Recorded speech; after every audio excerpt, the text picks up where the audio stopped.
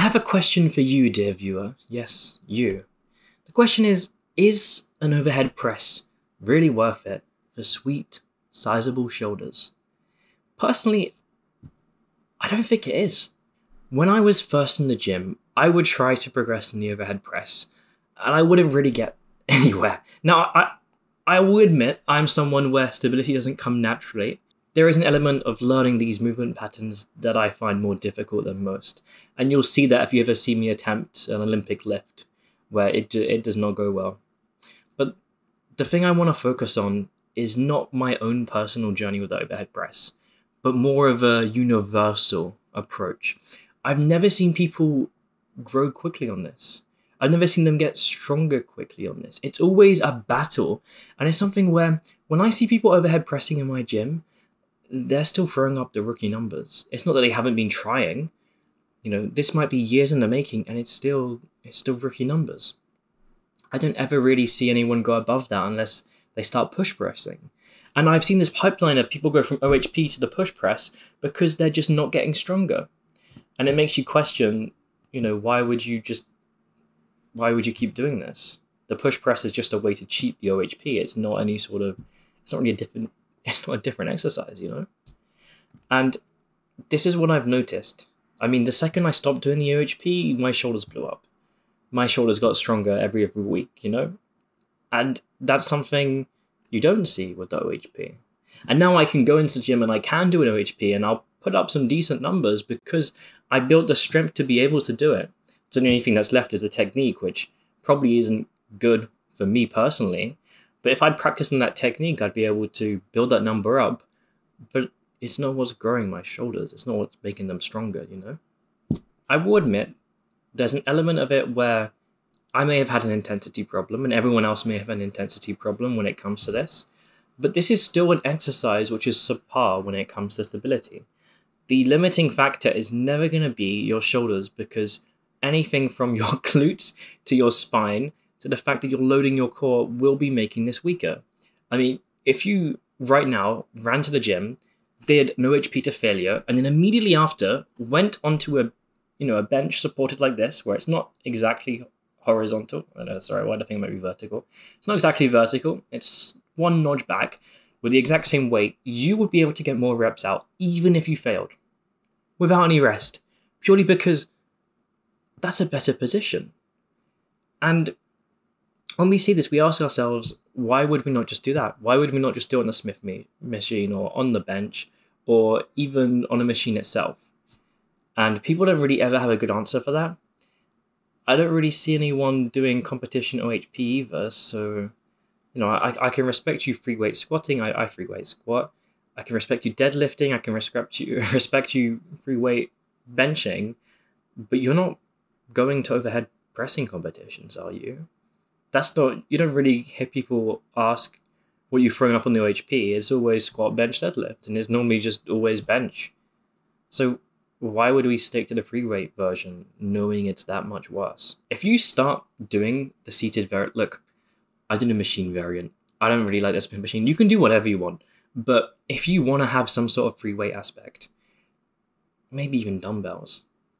Obviously, I'd have to explain dumbbells for you. Except the one thing I think is a universal thing to do when training shoulders, always have that one notch back. If you're using machine 2, literally slouch so that you are almost one notch back. When you press, your elbow should be completely, directly beneath your wrist. Instead of like this or like this, that's not safe. You're not going to grow. You're not going to be effective in your movement. Anyway, let's go back to what I was talking about. The barbell seated dwell on the bench. This is something I've done a lot. I might even chuck on a video of me doing it. And the best way to perform this would be in the squat rack. You can do this with a spotter, and you don't actually need the squat rack if you have a spotter, as long as you're not going too heavy. But the beauty about doing it in the squat rack is when you fail, it's fine. Because the way I perform it, at least, my failing position would be my starting position. And that means it's super easy to do because you don't really have to struggle to get it up for that first rep unless it's too heavy. But you can really lock in, you can wedge yourself in there, and you can just grind it. And it's literally just putting your arms up.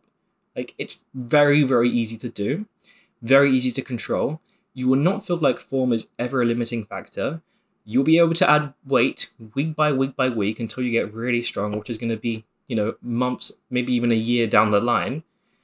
And you're going to love it. You're going to have a great time growing. And your shoulders will thank you. And I don't want to hear any of this, but the shoulders won't grow because the lateral... Like, dude, do you know how a shoulder press works?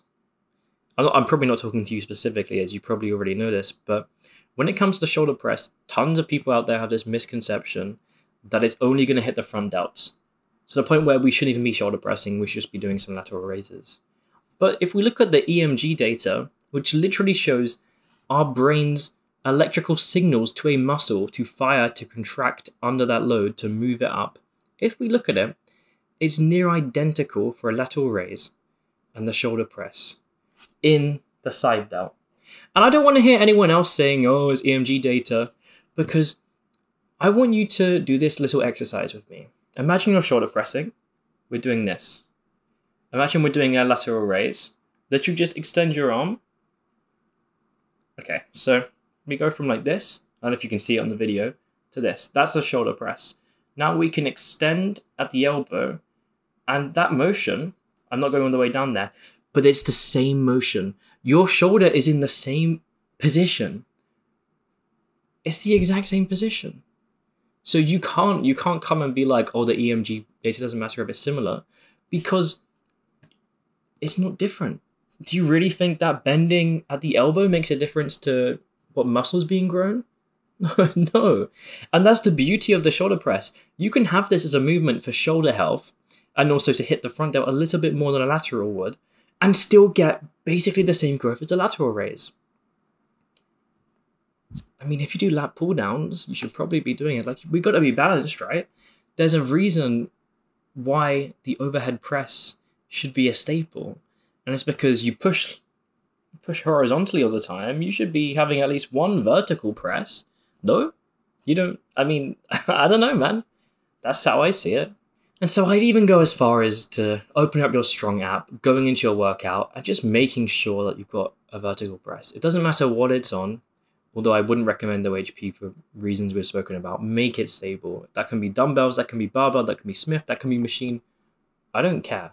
But you need to have something there. And if you don't have it there, replace one of your lateral raises, because I know for a fact you have 4 to 6 sets of lateral raises.